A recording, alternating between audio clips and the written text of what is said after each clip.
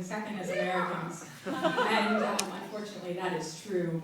So I apologize to the rest of the country. But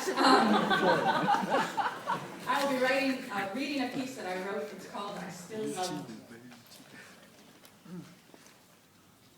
I forget what it's like to write something beautiful. Lost in a place that doesn't seem to know you. And I hold tightly to the memories that I brought with me.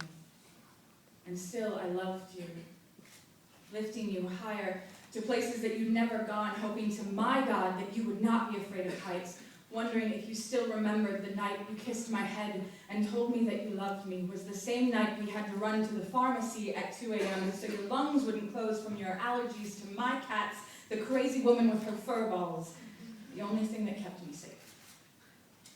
Until you. Wrapping your arms around me when I couldn't stand because the pain weighed so heavy on my shoulders and you let me cry. And though it was still your fault, I loved you. And your hand on mine, fingers laced together like some child's game. A pose of forgiveness wrapped in every moment of silence like a prayer to some unknown God past the place we used to drink where our friends would complain about the smoke and you and I were safe, knowing that no one was able to touch us there. So when you sat at your place at the end of the bar and peeled the label off your bottle and I stared at the pieces of paper you would throw into the ashtray, still I loved you. It never made much sense how far I was willing to go.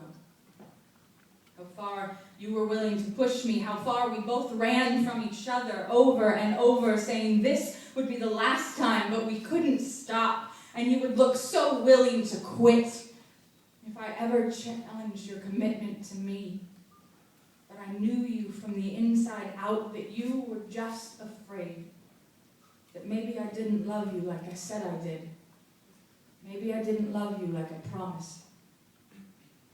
So I would bite my tongue with the knowledge that you needed me to stay close, even when we weren't speaking. I never really knew if you wanted me because of my body or because I was the only constant in your life, a piece of the puzzle you couldn't let go of, but the corners didn't fit where you tried to shove me, so I cracked and bent like the cardboard that was the cutout of my heart, desperately trying to show you I belonged in your life, somewhere besides the edge of the table, my color flaking off from the abuse, and still I loved you. Even if you didn't remember me. Even if you shot your gun and wished it was your own heart you pointed it at. Even if you cut me deeper than the scar on the inside of my wrist from the night when I thought I hated you enough to end it. You didn't see it then. You saw the Band-Aid I placed over it like a mock veil, but it was deeper than you could imagine, and it was more painful than what I had seen, and it felt like a nail in my coffin every moment I couldn't escape. You see, your words fell like me on honey, like honey sticking to my skin and dripping down, pasting my hair to my face and pulling my eyelids closed. The taste was sweet on my tongue, but it made it hard to move, and then you ran away. Much faster than I could chase you, trying to get somewhere. You didn't actually know where, but just somewhere. Thought that you could be free of all of this, but I was still tied to you. I couldn't cut the cord. You bound my hands with the vows we made to always, forever stay. Just stay. And still I loved you. Thank you.